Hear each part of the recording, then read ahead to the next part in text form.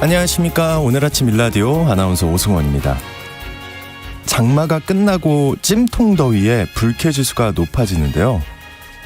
이런 날씨에 누군가의 불쾌감이나 불편을 끼치지 않도록 서로 주의하고 배려하는 게 중요할 것 같습니다. 최근 안타깝게도 각종 범죄에 대한 불안감이 커지고 있죠. 대낮에도 길거리를 걷기 무서운 흉기 난동 사건이 잇따르고 있는데요. 이 때문에 호신용품을 찾는 사람들이 크게 늘고 있다고 합니다. 모방 범죄에 대한 우려도 커지고 있고 그만큼 불안하다는 얘기죠. 휴가철을 맞아서 빈집이나 상점 등을 노리는 침입 범죄도 늘고 있다고 합니다. 한 보안업체에 따르면 코로나 때 침입 범죄가 연평균 26%가량 감소했는데요. 올해 들어서는 1년 전보다 15%가량 증가했다고 합니다. 침입 범죄 발생의 79%가량은 현금을 노린 범죄였는데요. 올여름 휴가철에는 소액 현금을 노리는 생계형 범죄가 많아질 것으로 예상되고 있습니다. 기업을 노리는 네트워크 공격도 기승을 부릴 전망이라고 합니다. 올해 해외로도 휴가를 많이 떠나고 있는데 보안 담당자가 장기간 자리를 비울 경우에 피해가 커질 수 있다는 점을 공략할 수 있다고 하는데요. 이런 범죄들에 대해 인지하고 미리 대비할 수 있는 일들에 신경을 쓸 필요가 있겠습니다. 코로나 이후 사회가 좀 불안해지고 일상의 위협들이 많아졌다는 게 실감나는 요즘인 것 같습니다. 7월 27일 목요일 오늘 아침 일라디오 출발합니다. 출발!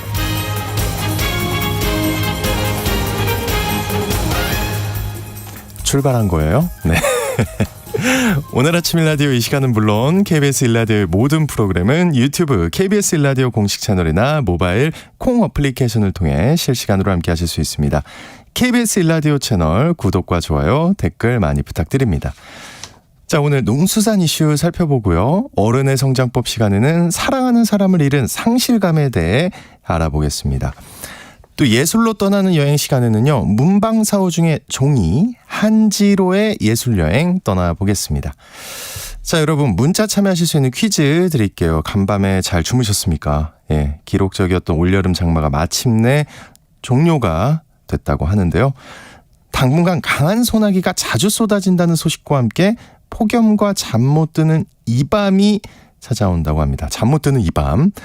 네, 이 밤은 본래 일본 기상청의 용어인데요. 야간 최저 기온이 25도씨 이상인 밤을 뜻합니다. 덥고 습해서 잠 못 드는 이 밤 무엇일까요?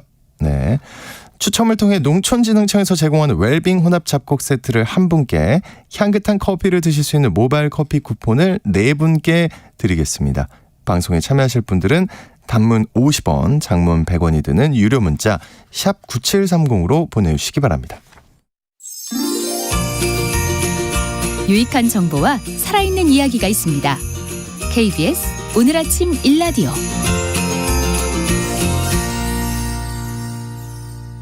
세계보건기구가 아스파탐을 발암물질로 분류하면서 소비자들의 불안감이 커지고 있죠. 건강과 다이어트 등 제로칼로리 열풍 속에 설탕 대신 단맛을 내주던 아스파탐을 뭘로 대체할지 식품업계에서 대책 마련이 시급해졌는데요.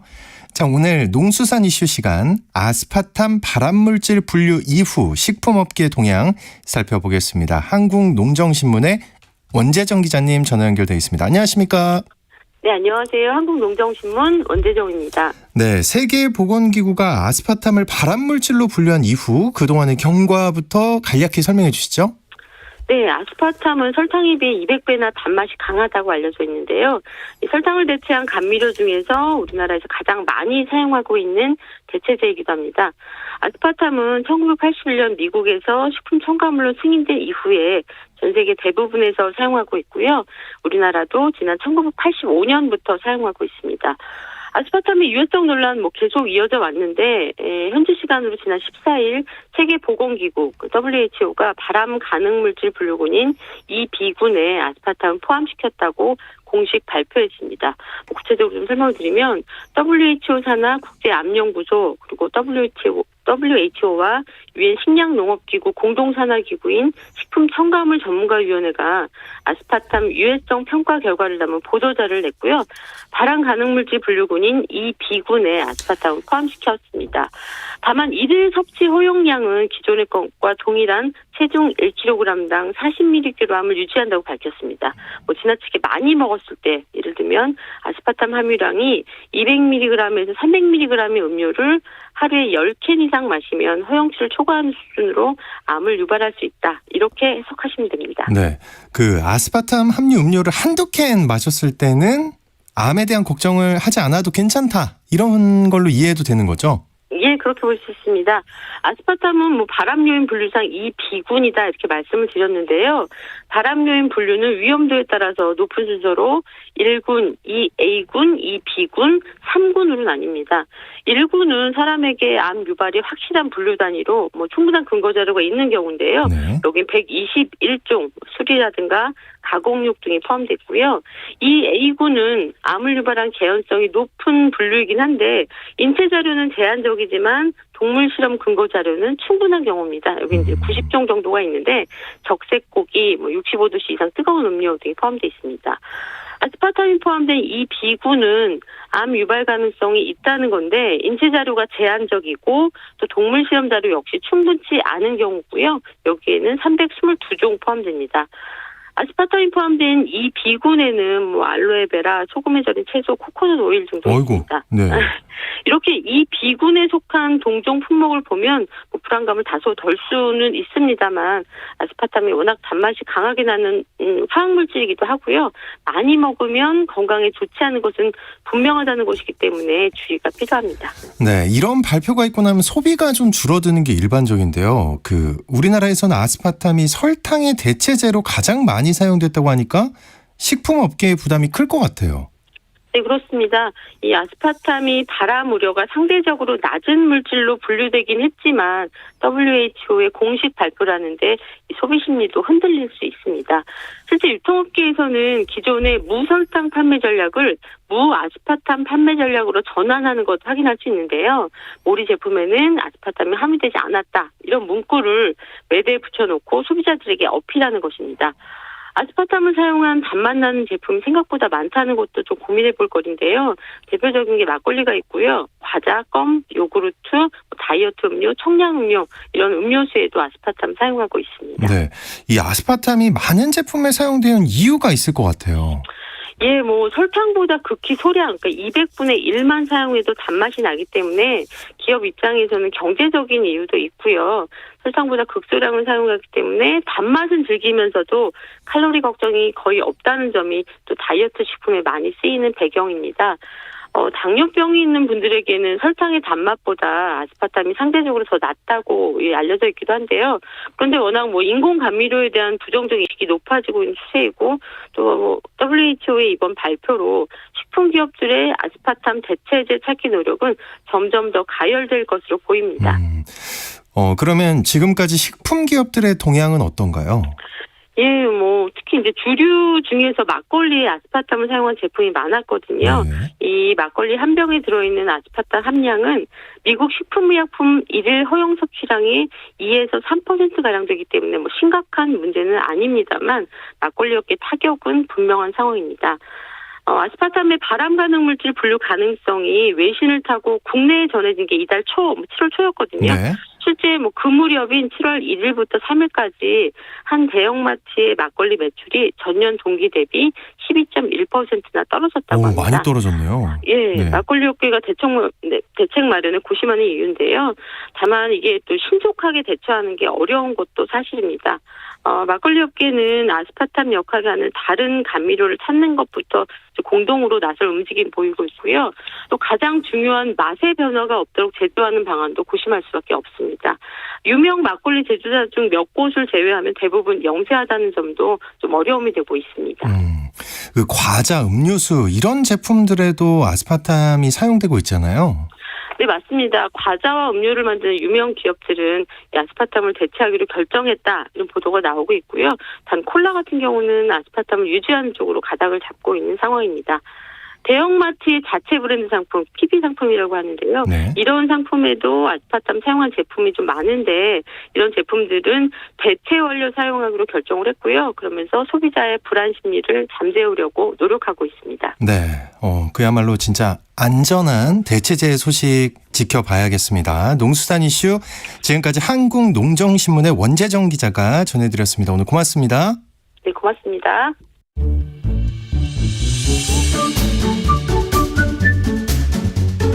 아침을 여는 기분 좋은 습관. KBS 오늘 아침 일라디오.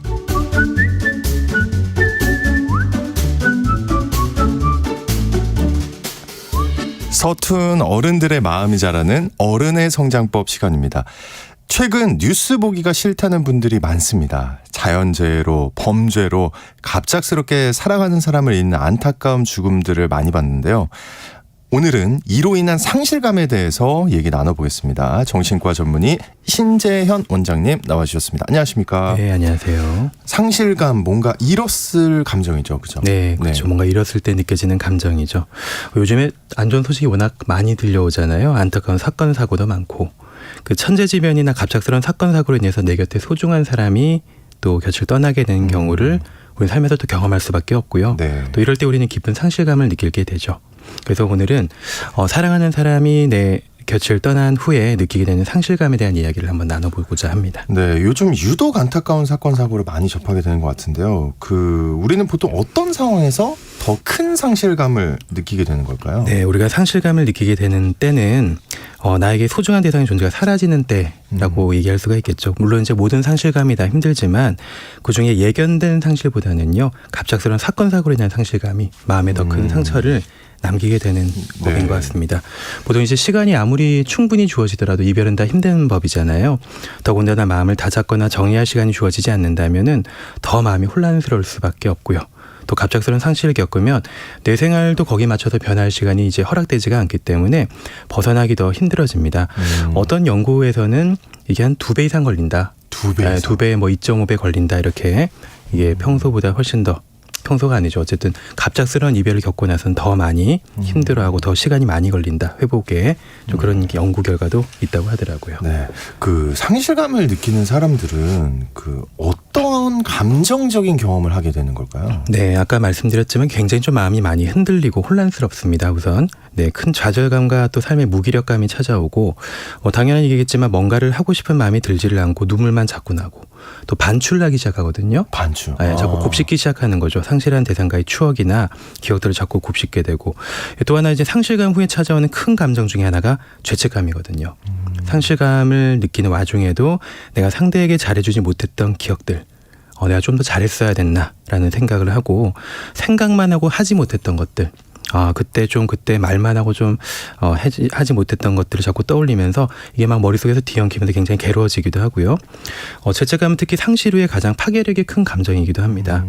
또 자신에게 의미가 크고 의지를 많이 하던 대상이었다면은 상실이 되고 나서는 심한 불안감이 휩싸일 수도 있고요. 혼자서 해내는 것이 어렵다고 느끼고 또 미래에 대해서 걱정이 들기 때문입니다. 네. 근데 이제 이런 감정들이 좀 심해지면 이게 정신과 질환으로 발전이 되는 거겠죠? 네, 모든 감정들이 그렇습니다만 이런 감정들이 커지고 깊어지게 되면 이제 정신과 질환으로 이어지는 경우도 많거든요. 정신분석의 아버지 프로이트 아시죠? 네, 들어봤죠. 프로이트가 이제 그런 얘기했는데 우울증은 사랑하던 대상의 상실에 대한 반응이다. 우울증은 사랑하던 대상을 이제 잃었을 때 느끼는 반응이다라고 얘기했고요. 그만큼 복잡하고 혼란스러운 감정이 평정심을 잃게 만들고 또 깊은 우울감으로 빠져들게 하는 거죠. 우리가 PTSD라고 부르는 많이 듣죠. 외상후 스트레스 장애 또한 사랑하는 사람을 잃은 충격과 상실로 나타날 수가 있고요. 그래서 PTSD로 빠지는 경우라면은 사랑하는 사람과의 기억을 자꾸 회상하고 꿈에서 자주 보게 되는 재경험을 자꾸 하게 되고요. 또 잠을 못 자고 항상 불안, 초조해지는 과잉각성 같은 증상도 좀 특징적으로 나타나게 되고요. 그래서 크든 작든 간에 현재 자신을 압도하는 감정에서 벗어나기 위해서는 주변의 도움을 받는 것이 좋을 것 같고요. 지금 느끼는 감정의 수준이 생활의 기능을 방해하지 않는 수준인지 혹은 점점 심해져서 더 나빠질 가능성이 보이는지에 대해서도 좀 가늠할 수가 있을 것 같습니다. 또 어떤 노력을 기울이는지에 어떤 노력을 하는 것이 도움이 되는지에 대한 조언도 또 함께 드릴 수가 있고요. 네. 그 상실감이 일시적인 감정이 아니라 오래가는 트라우마로도 발전할 수 있나요? 그렇죠. 네, 상실감은 모든 감정이 그렇습니다만 대개 이제 지나가는 감정이 되죠. 시간이 걸리더라도. 근데 이제 오래가는 트라우마로도 발전하는 경우가 생길 수가 있죠. 왜냐하면 이제 우리의 뇌라는 그런 기관의 특성을 한번 생각을 해봐야 되는데 네. 뇌는 조금 특수한 저장 공간이거든요. 종종 드리는 말씀입니다만 뇌는 플러스는 잘하는데 마이너스를 잘 못해요. 무슨 뜻입니까? 뇌 안의 저장 공간의 기억은 아주 무한하게 저장이 잘 되거든요. 근데 사라지지 않는다는 얘기죠. 마이너스가 되지 않는다는 말은. 굉장히 저 잘 까먹는다. 이상하네. 근데 네. 또 갑자기 떠오르거든요. 그러니까 저장이 되어 있는 것 자체가 사라지지는 않습니다. 물론 회상하는 빈도는 줄어들 수는 있거든요. 네네. 특히나 인상적인 기억은 더더욱 그렇고요. 아주 즐거운 기억이나 슬픈 기억들이 훨씬 더 저장이 잘 되고 또 회상이 잘 되곤 합니다. 상실감을 동반한 기억은 굉장히 오래 갈 수밖에 없고요. 잊으려고 해도 잊혀지지 않는 기억이고 한 10년, 20년 혹은 평생 동안 간직하는 기억일 수도 있는 거죠. 따라서 이제 그냥 지나가는 감정이 아니고 오랫동안 트라우마로 남는 경우가 또 있거든요. 요즘 제가 인상 깊게 봤던 해외 영상이 있었는데요. 네. 해외에서 여러 전쟁에 참전하고 이제 그러고 나서 퇴역하잖아요. 네. 미국 군인이 이제 갑자기 주변에 막 소리가 크게 들리니까 평화롭게 막 길을 걸어가다가 갑자기 큰 소리가 들리니까 갑자기 무슨 총 쏘는 자세를 하면서 차 뒤에서 경계하는 이제 그런 영상을 본 적이 있거든요. 그러니까 원치 않아도 뇌의 깊은 곳에서는 내가 그 기억을 항상 보존하고 있고 그만큼 삶에서 인상적인 기억의 조각이 항상 인식하지 않아도 머릿속을 맴돌고 있는 거죠. 또 하나 안타까운 점은 우리가 한번 기억을 지우려고 하면 할수록 강렬해진다는 겁니다. 기억을 지우려고 하면 강렬해진다. 그렇죠. 네. 우리가 보통 뭐 창피하고 부끄러운 기억이 있잖아요. 네. 너무 네. 많아요. 이것이 이걸 좀 네. 없애버리고 싶다는 생각을 하는데 이걸 생각하지 않으려고 애를 쓸수록 더 선명해지는 역사적인 특성을 가지거든요. 네. 그걸 배꼽 효과라고 합니다. 배꼽 효과요? 네, 배꼽 효과. 네, 뭡니까 이 배꼽? 하얀곰이죠, 배꼽이라고 그쵸. 하면. 네. 그러니까 이제 제가 아나운서님께 네. 한번 머릿속으로 하얀곰을 떠올려 보세요라고 제가 지시를 드리고, 네. 떠올렸어요. 네. 흰 곰. 그럼 이제 그거를 한번 뛰어다닙니다. 지워 보시겠어요? 이걸요? 안 지워지는데요? 지워지나요? 아니요. 제가 계속 만약에 지우려니까 도망가요. 제가 뭐 네. 지우라고 제가 오히려 좀 푸시를 더 하면 할수록 네. 아마 더 선명하게 떠오를 겁니다. 아마 그런 기억 많이 해보셨을 텐데요. 사랑하는 대상을 잃은 기억을 더 이상 떠올리지고 싶지가 않아서 기억과 싸우려고 하면 할수록 기억이 삶에서 더 큰 비중을 차지하게 되고요. 그러니까 힘든 기억을 어떻게 해보려고 하는 것은 효과가 없습니다. 없다. 오히려 그 네. 힘듦을 인정하되 시간을 잘 보내면서 서서히 초점이 현재 내 삶으로 옮겨갈 수 있도록 하는 것이 방법인 것 같습니다. 야, 최근 근데 큰 사건들의 경우에 되게 많았잖아요, 사실. 그렇죠. 네. 좀 당사자들뿐만 아니라 많은 사람들도 그 지켜보고 있는 사람들조차도 이제 큰 상실감을 느꼈을 만한 사건들이었는데, 네. 그러면 그 배꼽 효과 얘기를 하셨잖아요. 그럼 언론에서 계속 얘기하는 게 더 큰 상처와 혼란을 줄 수 있을 것도 같은데, 그럼 우리 어떤 태도를 취해야 하는 건가요? 네, 그 요즘에는 이제 공중파 방송만 있는 것이 아니고 그렇죠. 뭐 네. 각종 뭐 유튜브 채널이나 뭐 팟캐스트나 온라인 신문 등의 경로가 굉장히 많잖아요. 그러니까 하나 사건이 생기게 되면 여러 가지 매체를 통해서 한 수십 가지 이야기가 막 쏟아져 나오기 때문에 이게 좀 이제 어려운 부분이 생기죠.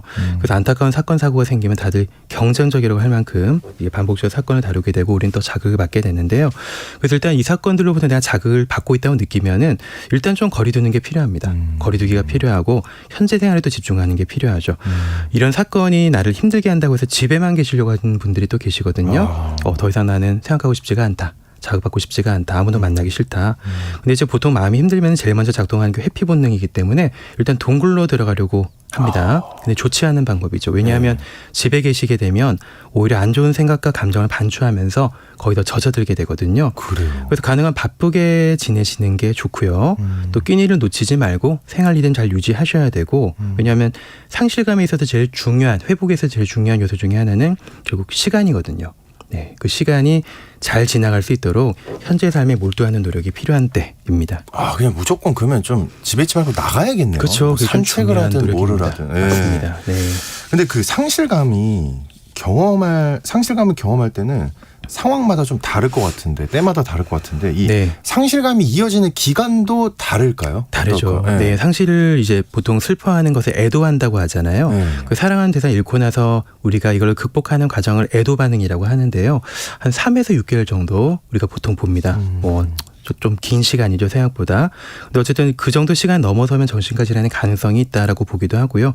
근데 뭐 요즘에는 그런 기간이 꼭 중요한 건 아니고 저마다 애도 반응이 유지되는 기간은 다릅니다. 왜냐하면 사람마다 이걸 겪어내는 방식이 다르기 때문이죠. 다만 이제 주의해야 될 애도 반응이 있는데요. 내 곁을 떠난 사랑하는 사람을 나도 따라가야 돼. 그 라는 생각을 하거나 아니면 슬픔에 빠져서 일상생활 기능을 못하거나 돌아가신 분의 목소리나 모습을 보거나 환영처럼. 그렇죠. 환영처럼 자주 보이거나 하신다면 조금 평가를 받을 필요가 있을 것 같습니다. 예. 그러면은 그런 상실감을 겪는 분들의 그 회복 과정 있잖아요. 그거는 네. 보통 어떻게 진행이 되나요? 네, 존 볼비라는 정신과 의사가 이거에 대해서 얘기한 적이 있는데요. 애도 반응의 4단계가 있습니다. 4단계. 4단계. 네. 첫 번째는 상실을 경험하고 충격받는 단계죠. 충격받으니까 어쩔 줄 몰라 하기도 하고 또 어떤 사람 화를 내기도 하거든요. 또 두 번째 단계는 사랑하는 사람의 대상의 흔적을 쫓아다니는 단계. 자꾸 막 그리워하면서. 집착하게 되고 그리워하고 또 친분 있는 사람한테 막 물어보기도 하고 이렇게 뭐 연락을 취하려고 하기도 하고요. 또 세 번째 단계는 상실을 조금씩 그때부터 받아들여 나가기 시작하거든요. 이때부터는 사랑하는 대상의 상실을 내가 어느 정도 인정하면서 우울감과 무기력감에 빠지게 되고요. 마지막 네 번째 단계가 회복의 단계입니다. 조금씩 상실감으로부터 멀어지게 되고 감정 추스리면서 삶에 집중하게 되고 조금씩 무뎌지게 되는 단계죠. 여기 이제 상실감에서 회복되는 과정은 완전한 회복이라기보다는요. 상처를 삶의 한 부분으로 수용하면서 다시 내 삶을 살기 위해서 조금씩 앞으로 나가는 그런 단계라고 볼 수가 있겠습니다. 근데 그 상실감을 내 삶의 한 부분으로 인정하고 받아들이는 게 굉장히 어려울 것 같아요. 쉽지가 않죠. 당연한 말씀입니다. 고통이 삶에서 당연한 거지만 또 이걸 받아들이는 게 쉽지가 않거든요. 그래서 보통 그렇게 되기 위해서는 충분한 시간이 일단 필요하고요. 또 내 마음을 잘 관찰하고 지켜봐야 되고요. 또 때때로 이것을 좀 너무 가까이서 들여다보려고 하지 말고요. 조금 거리 두면서 생각을 좀 자주자주 해보시는 게 도움이 되고요. 또 삶의 방향을 잘 점검해 볼 필요도 있습니다. 삶의 방향이요? 네, 삶의 방향. 왜냐하면 사랑하는 대상을 상실하고 나면 혼란이 찾아오거든요. 모든 걸 다 잃은 것 같고 삶의 방향을 잃은 것처럼 느끼게 되는데 그래서 이 시기를 지나서 내가 궁극적으로 어떤 모습이길 원하고 어떤 삶이 이어지길 원하는지에 대해서 조금 생각을 해보고 거기에 의미를 부여하는 것이 힘든 터널 지나가는 데 도움이 될 거라고 생각을 합니다. 그렇군요. 우리 433 하나님이 저는 회사에서 상처되는 말들을 들으면 그 기분에 계속 휩싸이게 돼서 힘들어요. 상대방이 왜 그런 말을 했을까 하는 생각이 계속 꼬리를 물고 사라지지 않네요. 이런 생각에서 좀 빨리 벗어나는 방법이 있을까요? 하고 보내주셨네요. 와, 어떻게 생각하십니까? 네, 그냥 좀 굉장히 흔한 일인데. 네, 너무나 사실은 그렇죠. 회사원들은 자주 겪는 일이긴 해요. 말 한마디에 상처받는데. 잠깐만요. 4331님, 제가 그 4331님의 그 감정을 무시하는 발언은 아닙니다. 아닙니다. 네, 같은 회사원으로서 아니죠. 공감하는 거예요. 네, 그렇습니다. 어쨌든 다른 활동으로 전환하는 게 중요합니다. 다른 활동. 네, 다른 그때의 감정과 생각에 몰두하려고 하면은 더 상처받거든요. 자꾸 땅굴을 파고 들어가려고 하면 안 되고, 네. 그 땅굴을 파는 현장을 벗어나서, 네. 내가 할 수 있는 활동들에 좀 몰두하려고 하는 게 노력이 좀 필요하고요. 그렇게 좀 자꾸 시각을 다른 데로 주의를 돌리고 전환하려고 할 때 그 상처에서 좀 빨리 벗어나게 되거든요. 빨리 좀 놔주는 게 중요하다는 얘기죠. 배꼽 효과를 기억해야겠습니다. 네, 자꾸 생각하면 힘들어집니다. 네. 그 상실감에 빠지신 분들에게 도움이 될 만한 조언이 혹시 있을까요? 네, 일단 저는 일상 생활의 리듬을 다시 찾는 게 중요하다고 말씀드리고요. 네. 그러니까 처음엔 좀 슬퍼서 힘드시겠지만은 학생이라면 다시 학교로 돌아가고 직장인이라면 다시 직장으로 돌아가서 일상생활을 좀 바쁘게 보내면서 이런 상처를 흘려보낸 것이 좀 도움이 되고요. 또 마음을 표현할 수 있는 기회를 자주 가지시면 좋습니다. 상담받으면서 현재의 상실감과 혼란스러운 마음에 대해서 자주 대화를 하는 것도 좋고요. 그런 대화를 통해서 감정이 좀 털어내어지고 또 타인과의 대화를 통해서 상실이 삶에 대해서 가진 의미가 조금씩 바뀌게 되거든요. 상처의 기억이 사라져야지 회복이 되는 것이 아니고 의미가 바뀔 때 상실감이 극복되기 때문입니다. 기억이 없어지는 거는 거의 불가능하다고 봐야 되는 거잖아요. 그렇죠. 네, 저장이 한 번 되고 나면 사라지는 것은 아니기 때문에 의미가 바뀔 때 우리가 우리 삶을 다시 살 수 있게 되고요. 그래서 그런 맥락에서 마음을 표현할 수 있는 글을 써보는 것도 좀 도움이 됩니다. 일기든 짧은 에세이든 써보면서 자주자주 좀 표현하는 것이 실제로 여러 연구에 따르면은 이런 감정을 좀 더 자세하게 써보는 것이 많이 도움이 된다고 하고요. 또 하나 애도 반응이 너무 깊어지거나 너무 길어지게 되면 꼭 병원이나 전문가의 좀 도움을 받아보는 게 중요한데 특히나 다른 사람들이 나한테 한마디 던지는 말을 좀 캐치하는 게 중요합니다.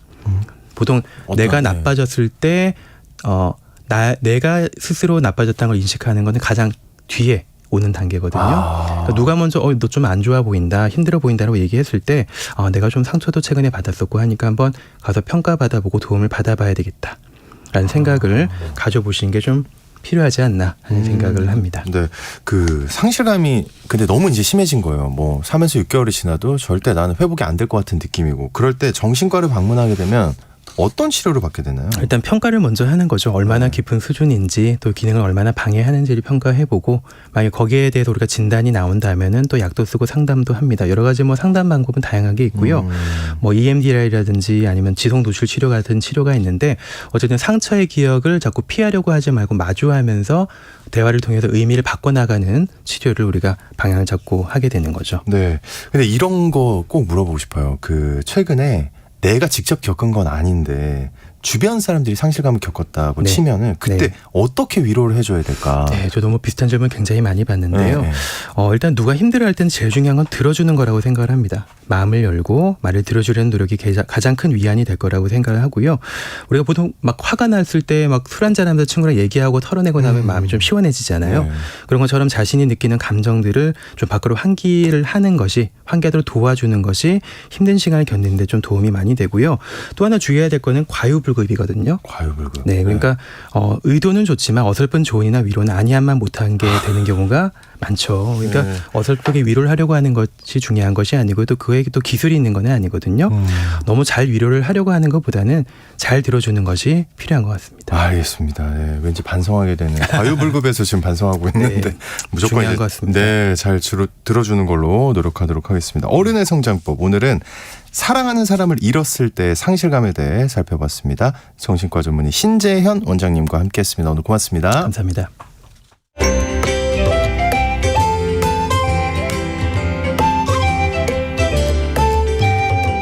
상쾌한 하루의 시작. KBS 오늘 아침 1라디오. 전통의 멋과 맛을 느낄 수 있는 예술로 떠나는 여행 시간입니다. 지난 시간에 문방사호 중에 붓과 먹의 예술 세계로 떠나봤는데요. 오늘은 종이로 이어가 보겠습니다. 모던한의 조인선 대표님 나와주셨습니다. 안녕하십니까? 안녕하세요. 네. 붓과 먹에 대해서 새로운 이야기들을 많이 들려주셨는데 오늘은 종이의 세계라고요. 네. 네, 지난주 방송에서 먹 이야기를 들으시고 먹을 그렇게 힘들게 만드시는지 그러니까요. 몰랐다는 네, 것부터 진짜. 이 먹장님의 먹을 개인 소장용으로 구매하고 싶었다는 분까지 나름 반응이 굉장히 핫했던 것 네. 같아요. 제 주변에서도 엄청나게 물어보더라고요. 아, 그래요? 네. 그리고 또 한 지인분께서는 그럼 종이는 도대체 어떻게 만드느냐 라고 물어보셔서 우리 내친 김에 청취자분들께도 문방사호를 모두 소개해드리는 것도 나름의 의미가 있을 것 같아서 한국 전통의 멋 중에 단연 으뜸이라는 선비의 멋 문방사후의 세계로 떠나보도록 하겠습니다. 일단 문방사후 이 단어 네. 오랜만에 듣는데 좀 어색하시죠? 네. 네. 이것도 좀 얘기를 해주시죠. 네, 이 많은 분들께서 문방사호를 종이는 먹, 방은 붓, 사는 벼루, 우 이런 식으로 생각을 하시는 분들이 많으실 거예요. 아니에요? 네, 아닙니다. 그래서 정확한 의미의 문방사호를 먼저 말씀을 드려야 될 것 같아요. 저도 그렇게 생각하고 그렇죠. 그래서 네. 책을 읽고 글을 네. 쓰는 장소를 문방이라고 합니다. 아. 그래서 글을 쓰거나 네. 그림을 그릴 때 사용이 되는 도구를 문방구라고 불렀는데요. 저희가 학창 시절에 자주 다니던 그 문방구의 기원이 된 단어이기도 해요. 아, 예. 그래서 그 문방구들 중에서도 가장 쓰임이 요긴했던 4개의 필기구가 붓, 먹, 벼루, 종이였었겠죠. 그래서 가장 쓰임이 요긴했던 이 4가지의 필기구들을 지필묵연. 아, 맞아. 네. 이런 단어 있었어요. 그러니까 종이 지, 붓, 필, 먹, 물, 벼루, 연이라고 이렇게 불렀습니다. 그렇군요. 그러니까 문방사후를 한국 전통의 네. 필기구. 예. 근데 이 필기구 중에서는 가위도 있고 자도 있고 지우개도 있고 다른 필기구들도 있는데 네. 그럼 다른 학용품들도 부르는 명칭이 따로 있었나요? 어땠나요? 굉장히 재밌는 게 네. 옛날에는 학용품을 종류별로 나눈 것이 아니라 성별로 분류했다고 합니다. 성별로요? 네. 남녀의 그 성별? 네, 남성들의 학용품과 여성들의 학용품이 따로 나눠져 있었던 요즘 거예요. 같으면 상상도 할 수 없네요. 네, 그래서 방금 지필무견이라고 말씀을 드렸었는데요. 이것은 남성들이 쓰는 학용품이었다고 말씀드렸고, 네. 그럼 여성들이 쓰는 학용품을 뭐라고 했을까요? 아, 지금 저한테 질문을 네, 수준이 높아졌기 때문에 제가 과연 그랬을까요? 문방사도 잘 몰랐던 사람인데 정말 모르겠어요. 네. 사실 성에 따라 다르게 부르는 것도 지금 처음 그쵸. 알았어요. 예. 그럼 여성들이 쓴 학용품은 어떻게 불렸나요? 네, 그래서 바로 한국의 대표적인 공예 문화 중 하나인 규방 문화. 규방. 네, 즉 우리의 옛 바느질 도구를 여인들의 문구라고 불렀다고 합니다. 예. 그래서 선비들의 학용품이 문방사후였다면 여인들의 학용품은 바늘, 실, 자, 골무, 가위, 인두, 다리미까지 이렇게 7가지 네. 규중 칠우라고 불렀다고 해요. 그래서 특히 옛 여인들에 있어서 바느질은 부덕, 용모, 말씨, 길상과 같이 반드시 갖추어야 할 중요한 범절이자 덕목이었는데요. 네. 그래서 바느질 한 땀 한 땀에 정성과 사랑의 염원을 담았기 때문에 바느질에 있어서 가장 중요한 이 규중치루 또한 정성스럽고 귀중하게 간직했다고 합니다. 그렇군요. 남녀가 쓰는 학용품이 전혀 달랐다. 네. 그 다음번에는 여인들의 규중 치료에 대해서도 한번 얘기를 나눠보면 재밌을 것 같은데 네. 어떻습니까? 예. 그래서 저도 방송을 함께 하면서 네. 다시 한번 이 무궁무진한 한국의 예술과 전통문화의 세계에 점점 더 빠져드는 것 같습니다. 네. 네, 그래서 제가 처음에도 말씀드렸던 네. 문방사후에 대해 계속 이어가 볼까 하는데요. 대표적인 문방사후가 붓, 먹, 종이와 벼루라고 말씀을 드렸었는데 그중에서 가장 중요하게 여겨졌던 것이 종이, 바로 한지였다고 합니다. 그도 그럴 것이 아무리 좋은 붓과 먹이 있어도 쓸 종이가 없으면 나머지 필기구가 그렇죠. 재구실을 할 수가 없기 때문에 종이의 중요성이 가장 컸다고 보는데요. 그리고 또 하나, 바로 우리의 한지가 수출 효장품이었다 그래요. 그래요? 네, 그래서 우리의 한지가 섬유가 질기고 변색이 적은 당나무로 만든 질 좋은 한지였기 때문에 이 좋은 한지들은 대부분 중국으로 수출이 되었다고 합니다. 네, 그래서 국가 차원에서 종이를 함부로 낭비하지 못하도록 했고 버드나무나 마 줄기를 섞어서 만든 상대적으로 원가가 저렴한 B급 한지를 국내에서 많이 사용을 했습니다. 그래서 오히려 좋은 한지를 구하는 것이 굉장히 어려웠다고 해요. 오히려 네. 만들 수 있었는데 잘 네, 만들었는데 다 수출을 한 거죠. 좋은 거는. 네. 그렇군요.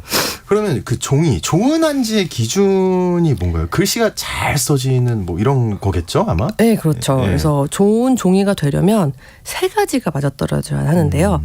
치수 안정성과 장력, 보건성이 좋은 순으로 좋은 종이와 나쁜 종이가 구분이 됩니다. 치수 같은 경우는 가공 처리를 할 때 가로 세로 줄어들음의 비율을 말하는 것이고 장력은 잘 찢어지지 않는 것, 그리고 보건성은 날씨가 건조하거나 습할 때 늘어나고 수축하는 종이 자체의 유연성을 말합니다.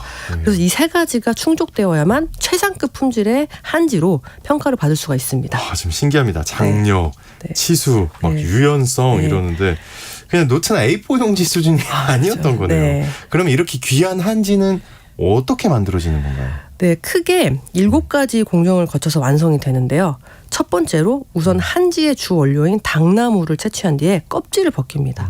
그래서 벗기기 전 첫 번째는 닭 원료 만들기인데요. 네. 두 번째로는 잿물로 당나무 껍질을 삶습니다. 그래서 삶기 전에 일단 물에서 하루 정도 불리고 4시간 정도 삶은 후에 7, 8시간 정도 뜸을 들이고 다시 찬물에 3, 4일을 담가두어서 세상에. 네. 남은 불순물을 깨끗하게 제거를 합니다. 그래서 이 물에 젖은 닭 섬유를 두드리면서 섬유끼리 잘 붙고 유연성을 커지게 만드는데요. 돌판이나 도마 같은 평평한 판 위에 닭섬유를 올려놓고 방방이로 2-3시간 계속 두드려서 이 뭉친 닭섬유를 풀어줍니다. 이것을 고해와 해리라고 합니다. 이것이 다른 나라 종이와 네. 가장 큰 차이점을 지니고 바로 한지의 치트키라고 볼 수도 있는데요. 그래요. 고해와 해리. 네. 예. 그리고 지통에 넣고 막대기로 저어 섬유의 엉킴을 풀어준 뒤 대나무 발로 닭섬유를 건져 전후 좌우를 흘려보내서 한지를 완성하는데 이것을 물을 흘려보낸다고 해서 흘림뜨기, 위에서 내려오는 실이 하나라서 외발뜨기라고도 부릅니다. 그래서 중국이나 일본의 전통 종이는 보통 한 방향으로만 종이를 뜨는데 우리나라는 좌우로 흘려가면서 종이를 뜨는 것이 가장 큰 차이점입니다. 그래서 이렇게 뜬 종이는 켜켜이 쌓아 무거운 돌을 올려놓거나 지렛대로 눌러서 하룻밤 동안 물기를 빼줍니다. 그래서 반건조 상태인 한지를 햇볕이나 열을 가한 철판에 말리면 비로소 종이 형태에 가까워지고 마지막으로 도침을 진행합니다. 도침이 뭐냐면 네. 찌을 도에 다듬이돌 침자로 다듬이돌에 다듬어서 종이를 반듯하게 하는 과정입니다. 그래서 섬유와 섬유 사이를 두드리는 방식으로 종이의 강도를 높이면서 다지고 이렇게 7개의 과정을 거쳐야만 비로소 한지가 완성이 됩니다. 잠깐만요. 이거 네. 지금 7개 제가 쭉 듣고 있는데 네. 잠깐 언뜻 생각해도 거의 뭐 일주일 넘게 걸리는 거 아닙니까? 네, 이거? 일주일 넘게 걸리고 오. 평균적으로 99번 이상의 손길을 거쳐서 완성이 된다고 하니 이 종이 한 장을 만들기 위한 장인 정신이 고스란히 녹아져 있다고 볼 수가 있겠습니다. 야, 네. 근데 이렇게 얘기를 듣고 보니까 한지가 굉장히 달라 보이는데 네. 그럼 99번의 손길이 네. 거친 한지를 한번 만져보고 싶은데 네. 예, 근처에 가면 있겠죠? 그렇죠. 그래서 조금 멀긴 한데 네. 바로 이탈리아의 로마와 프랑스 파리에 가시면 볼 수가 있습니다. 가깝네요. 가깝죠? 네, 네네. 한지인데 왜 이탈리아를 가고 프랑스 파리에 가야 되죠? 정말 네. 되게 재밌는 게 네. K 한지의 이 우수성을 유럽에서 먼저 인정을 받기 시작한 거예요. 세상에 또. 근데 글씨를 쓰는 용도의 한지가 아니라 바로 지류 문화재, 즉 오래된 책이나 지도 등의 복원에 한지가 사용되면서 그 우수성을 인정받게 되는 거예요. 그 나라에서 이탈리아나 네. 프랑스에서 네. 그래서 바야흐로 2016년 네. 경남 의령의 신현세 명인님의 전통 한지 공방에서 제작한 한지 2종이 유럽 문화유산 복원 재료로 공식 인증을 받게 돼요. 그래서 이 인증 절차 이후에 현장에 투입된 한지는 성 프란체스코의 친필 기도문인 카르툴라 등의 이탈리아 문화재 5점 복원에 사용이 됩니다. 이 1224년에 쓰여진 카르툴라 기도문이 얼마나 중요한 문화재냐면요. 네. 그냥 문화재 정도가 아니라 이탈리아를 대표하는 국보, 국보였기 때문에 국보 복원 작업에 쓰일 종이를 얼마나 오랜 시간 검증을 했겠어요. 그렇겠네요. 예. 네, 그래서 그 인증 절차만 해도 몇 년이 걸렸다고 합니다. 종이 인증만. 네, 재료 인증만. 네. 네, 네, 네. 그래서 최종 채택된 신현세 명인님의 전통 한지는 카르툴라 기도문뿐만 아니라 유네스코 세계 기록 문화유산인 로사노 복음서, 레오나르도 다비치의 새의 비행 등을 복원하는 데 쓰이게 돼요. 세상에. 그래서 한국의 한지가 이 세월의 흔적으로 훼손된 책의 페이지와 책의 연결부 보강에 쓰이게 되면서 한국의 한지가 국보급 문화재의 원형을 보존하는 재료로 처음 사용을 하게 된 겁니다. 와, 이게 뭔가 감동적인데요. 막, 네. 예. 어마어마하게 우리 한지가 귀한 대접을 네. 받고 있다는 것 같은데 이거 자랑스러워해도 되는 포인트 맞죠? 네, 맞아요. 그래서 네. 정말 좀 감동을 하셔도 되는 부분이 그 전까지 세계 박물관에서 미술품, 문화재, 유물 복원에 사용되는 종이의 99% 이상이 일본의 화지를 사용을 했어요. 일본의 전통 네, 종이죠. 네. 그런데 한국 이탈리아 수교 130주년인 2014년 밀라노에서 진행됐던 한지 워크숍을 기점으로 우리의 한지가 문화재 복원계에 혜성처럼 나타나서 슈퍼스타로 뜨기 시작을 한 거예요. 와, 네. 예. 완전 BTS가 되었네요. 우리 아, 한지가. 그렇죠. 근데 아까 프랑스 파리 얘기도 하셨잖아요. 네. 파리에서도 볼 수 있다고. 거기서는 또 어떻게 쓰였나요? 네, 그래서 또 이 소식을 들은 프랑스가 네. 유네스코의 도시 로마도 쓰는데 우리도 한번 해봐야겠다. 좋은 선택입니다. 예. 네, 했겠죠. 네. 근데 그냥 이렇게 좋다더라 하는 입소문 정도로 국보를 복원하는 게 사실 불가능하고 정확한 수치나 프랑스만의 검증 기준이 있어야 되는데 사실 프랑스도 한국의 한지에 대한 정보는 많지가 않았던 거예요. 그런데 그때 운명과 같은 사건이 벌어집니다. 예. 파리 소르본 대학에서 미술품 복원을 전공한 한 한국인이 루브르 박물관 복원실에서 인턴으로 일을 하게 된 거예요. 근데 또 그 인턴분이 마침 논문을 쓰고 있었는데 그 논문의 주제가 한중일 전통 종이 비교라는 주제로 논문을 쓰고 있었어요. 근데 그걸 또 마침 루브르에서 복원용 소재를 연구하는 아리안느 드라 샤펠이라는 연구원이 그 논문을 읽게 된 거예요. 그래서 2015년에 써져 있던 논문을 보니까 한국의 한지와 일본의 화지, 중국의 선지의 수축 팽창률이나 노후화 등을 분석을 해서 이 수치로 통계를 낸 내용이었던 거죠. 논문의 내용이. 예. 그래서 루브르에서 이거다. 그래서 본격적으로 이 복원 작업에 한지를 쓰게 됩니다. 참 이게 우연이라고 해야 될까요? 정말 우연치고 인연이라고 너무 해야 될까요? 운명이죠. 그러니까요. 네. 운명적으로도 이렇게 되는데 네. 야, 우리 한지가 이렇게 쓰이는지도 네. 몰랐고 정말 좋겠지라는 생각 당연히 하고 있었는데 네. 이제는 좀 자랑스러워지는 네. 순간인 것 같아요. 네. 네. 한지에 대해서 정말 새로운 놀라운 대목들 오늘 많이 접한 것 같습니다. 예술로 떠나는 여행 한지 이야기도 아주 흥미로운 시간이었고요. 준비해 주셔서 감사합니다. 지금까지 모던한의 조인선 대표님과 함께했습니다. 고맙습니다. 어느새 마칠 시간입니다. 네, 오늘도 곳곳에 소나기가 온다고 하는데요. 지금까지도 피해가 많았는데 앞으로 피해 절대 없도록 여러분 철저하게 대비해 주시면 좋겠습니다. 오늘은 여기까지 하겠고요. 저는 내일 다시 돌아오겠습니다. 건강한 하루 보내세요.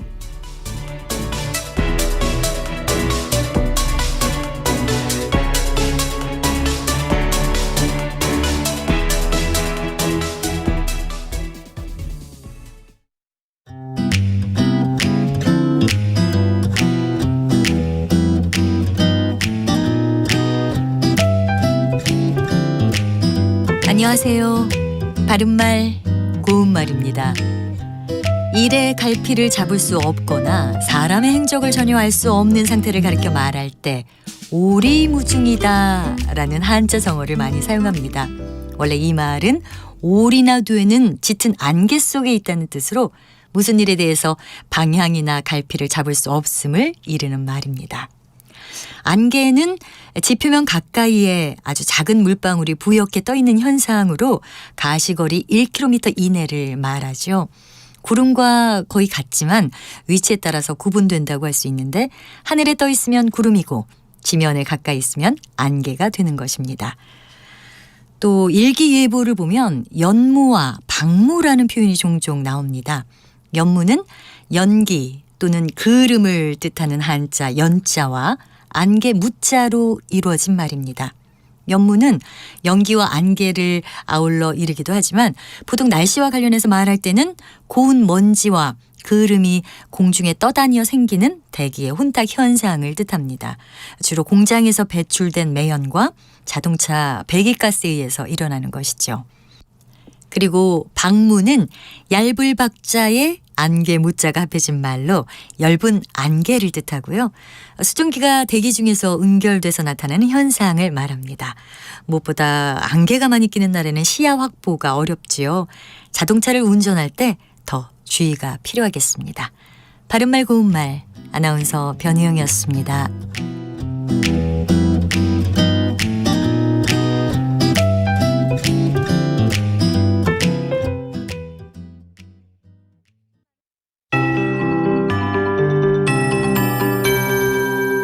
KBS 58분 날씨. 어제에 이어 오늘과 내일도 폭염 속 소나기라는 공통 키워드로 날씨 요약할 수 있겠습니다. 어제 곳곳에서 시간당 20에서 50mm의 강한 소나기가 쏟아졌습니다. 오늘도 5에서 60mm, 많은 곳은 80mm 이상의 소나기가 예상됩니다. 특히 경기 북부와 강원 북부 내륙, 제주 산지에 소나기 내리는 곳이 많겠고요. 내일도 역시 5에서 40mm, 많은 곳은 60mm 이상 오겠습니다. 천둥, 번개, 또 강한 돌풍이 동반될 것으로 보여서 각별히 주의하셔야겠습니다. 한편 전국 대부분 지역에 폭염특보 발효 중입니다. 대부분 지역 최고 체감온도 33도 이상으로 오르면서 무덥겠습니다. 심지어 최고 체감온도 35도 이상으로 더욱더 오르는 지역이 확대되겠습니다. 경보로 한 단계 강화될 가능성도 있는데요. 오늘 낮 기온 서울 32도, 강릉, 대전, 전주 33도 등 전국적으로 29도에서 34도의 분포를 예상하고 있습니다. 건강관리에 유의하셔야겠습니다. 오늘 아침 안개 짙은 곳이 주로 해안가 중심으로 분포되어 있습니다. 중부 서해안과 남해안 내륙을 중심으로 가시거리 200m 미만으로 좁혀진 곳이 있는데요. 운전 주의하셔야겠습니다.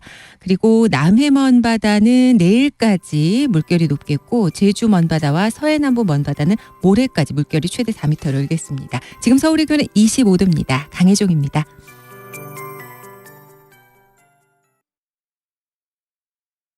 정성을 다하는 국민의 방송 KBS가 7시를 알려드립니다.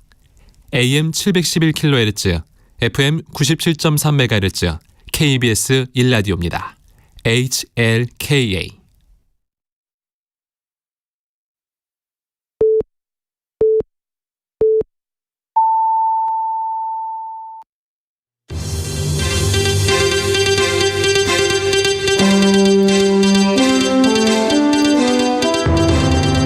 뉴스와 화제. 여러분 안녕하십니까? 7월 27일 뉴스와 화제 전정철입니다. 먼저 주요 뉴스입니다. 미국 연방준비제도가 기준금리를 0.25%포인트 인상했습니다. 정부와 여당이 중대한 교권 침해 행위를 생활기록부에 기재하도록 하는 내용의 법 개정에 나서기로 했습니다. 대통령실이 집회 시간과 장소를 제한하고 소음 제재도 강화하는 방향으로 법령을 개정하라고 권고했습니다.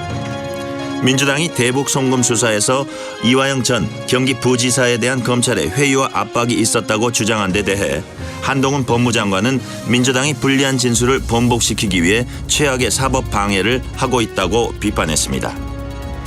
윤석열 대통령이 어젯밤 서울공항에서 국군 전사자 유해 7구에 대한 봉환식을 주관하고 예포 21발이 발사되는 가운데 거수 경례로 최고의 예우를 했습니다. 이상 이 시간 주요 뉴스입니다. 미국 기준금리가 0.25%포인트 올랐습니다. 물가 수준이 아직 안심할 단계는 아니라고 미 연방준비제도가 판단한 것인데요. 이로써 우리와의 금리 차는 역대 최대 폭으로 벌어졌습니다. 저 소식 정윤섭 기자가 보도합니다. 미국 중앙은행인 연방준비제도가 기준금리를 0.25%